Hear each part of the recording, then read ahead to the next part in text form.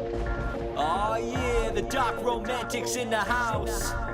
Amontillado Records. It's been a long time coming, baby. Yeah. Here we go.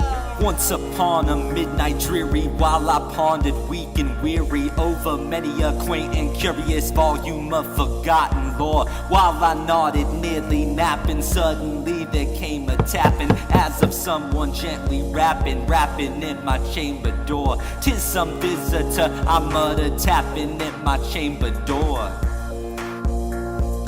Only this and nothing more. I remember it was in the bleak December, and each separate dying ember wrought its ghost upon the floor. Eagerly I wished the morrow, vainly I had sought to borrow from my books a cease of sorrow for the lost Lenore, for the rare and radiant maiden whom the angels named Lenore.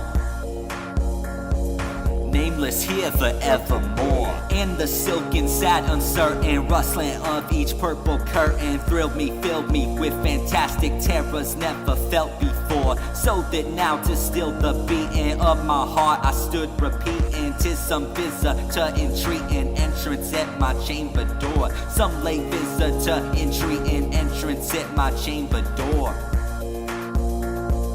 This it is and nothing more. Presently my soul grew stronger, hesitating then no longer. Sir, said I, or madam, truly your forgiveness I implore. But the fact is I was napping, and so gently you came rapping, and so faintly you came tapping at my chamber door, that I scarce was sure I heard you. Here I opened wide the door. Darkness there and nothing more. Deep into that darkness peering, long I stood there wondering, fearing, doubting, dreaming dreams no mortal ever dared to dream before. But the silence was unbroken, and the stillness gave no token, and the only word that spoken was the whispered word Lenore. This I whispered, and an echo murmured back the word Lenore. Merely this and nothing more. Back into the chamber turning, on my soul within me burning. Soon again I heard a tapping, somewhat louder than before. Surely, said I, surely that is something at my window lattice. Let me see then what there at is in this mystery explore. Let my heart be still a moment and this mystery explore. 'Tis the wind and nothing more. Open here I flung the shutter, when with many a flirt and flutter in there stepped a stately raven of the saintly days of yore. Not the least obeisance made he, not a minute stopped or stayed he, but with mien of lord or lady perched above my chamber door, perched upon a bust of Pallas just above my chamber door.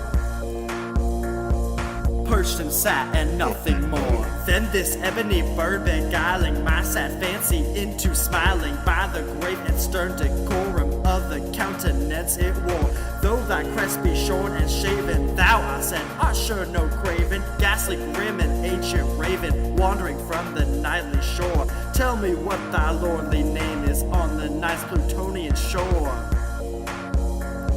Quoth the raven, nevermore. Much I marvel this ungainly fowl to hear discourse so plainly, though its answer little meaning, little relevancy bore. For we cannot help agreeing that no living human being ever yet was blessed with seeing bird above his chamber door, bird or beast upon the sculptured bust above his chamber door,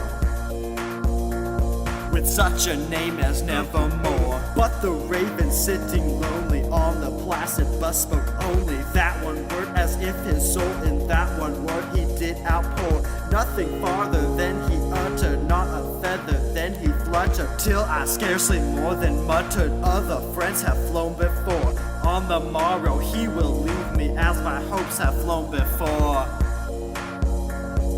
Then the bird said nevermore. Startled at the stillness broken by reply so aptly spoken, doubtless said I, what it utters is its only stock in store, caught from some unhappy master, whom unmerciful disaster followed fast and followed faster, till his songs one burden bore, till the dirges of his hope that melancholy burden bore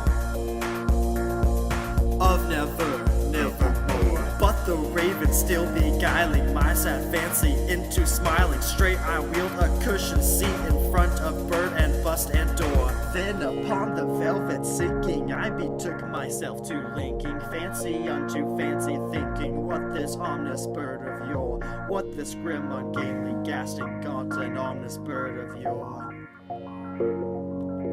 meant in croaking nevermore. This I sat engaged in guessing, but no syllable expressing to the fowl whose fiery eyes now burned into my bosom's core. This and more I sat divining, with my head at ease reclining on the cushion's velvet lining that the lamplight gloated o'er, but whose velvet violet lining with the lamplight gloating o'er. She shall press on nevermore. Then methought the air grew denser, perfumed from an unseen censer, swung by seraphim whose footfalls tinkled on the tufted floor. Wretch, I cried, thy God hath lent thee, by these angels he hath sent thee respite, and nepenthe from thy memories of Lenore. Quaff, oh quaff this kind of penthe, and forget this lost Lenore. Quoth the raven nevermore. Prophet said I thing of evil, prophet still if bird or devil, whether tempter sent or whether tempest tossed thee here ashore. Desolate yet all undaunted on this desert land, enchanted on this home by horror haunted. Tell me truly I implore, is there balm in Gilead? Tell me I implore. Quote the raven nevermore. Prophet said I think of evil, prophet still if bird or devil, by that heaven that bends above us, by that God we both adore. Tell this soul with sorrow laden, if within the distant Aden it shall clasp a Satan maiden, whom the angels name Lenore. Clasp a rare and radiant maiden, whom the angels name Lenore. Quote the raven nevermore. Be that word I sign apart, and but a fiend I shrieked upstart, and get thee back into the tempest and the night's plutonian shore. Leave no black plume as a token of that lie thy soul has spoken. Leave my loneliness unbroken, quit the bust above my door. Take thy beak from out my heart, and take thy form from off my door. Quote the raven nevermore. And the raven never flitting, still a sitting on the pallet, bust of palace just above my chamber door. And his eyes have all the seeming of a demon sat his dream, and the lamplight o'er him streaming throws his shadow on the floor. And my soul from out that shadow that lies floating on the floor shall be lifted nevermore.